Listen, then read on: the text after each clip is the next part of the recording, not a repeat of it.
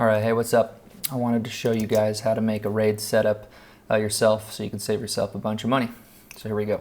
So as you can see, I only spent about $880 on this, and I got the QNAP 4-bay enclosure as well as the 6 terabyte Seagate Iron Wolf NAS hard drives that are specifically for RAID systems.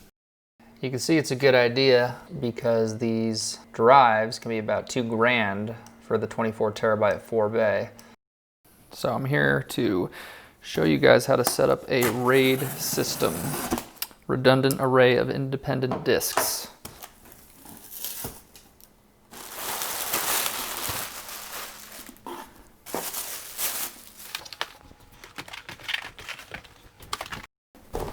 Okay, now this is the QNAP enclosure that you're going to put all the hard drives in.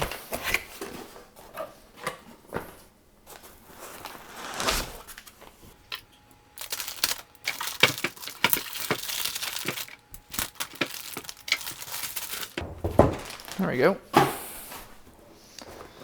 And in here, looks like just some cords and stuff. Okay. All right, so let's go ahead and open up these Seagate drives.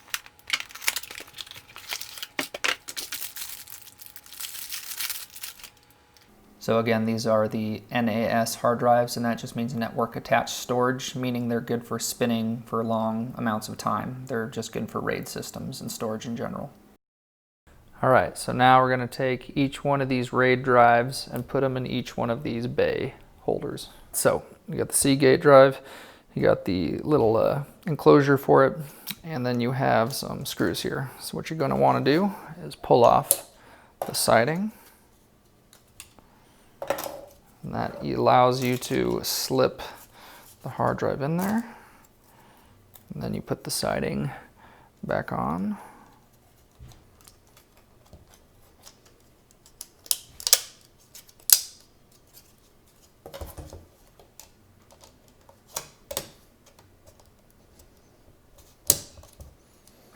And then now your hard drive's pretty much in there, but you have screws to place.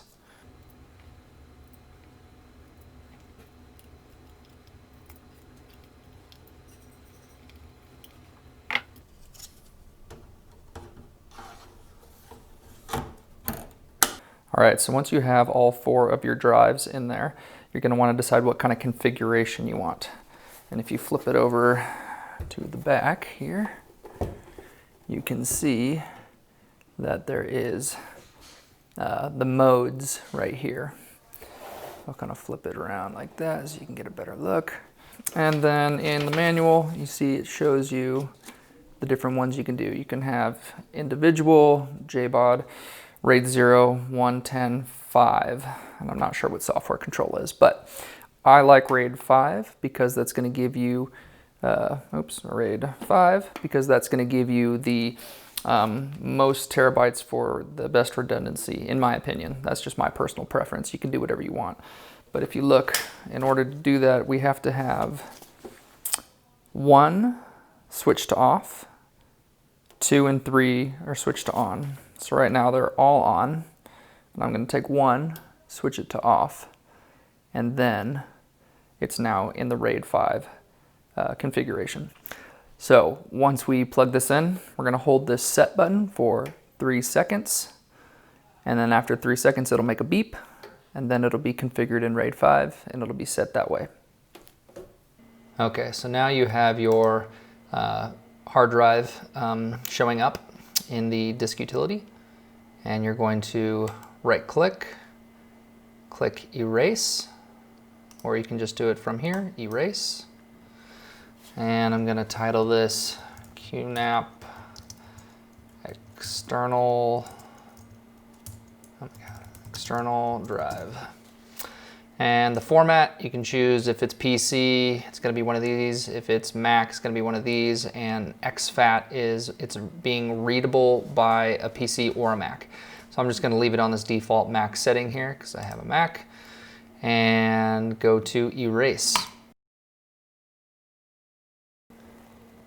So now it's going to format everything.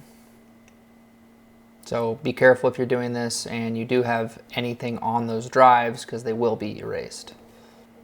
It's asking me about this time machine thing. I'm gonna decide later. All right, and so now it's done. And so QNAP external drive, there it is. This is my other external drive.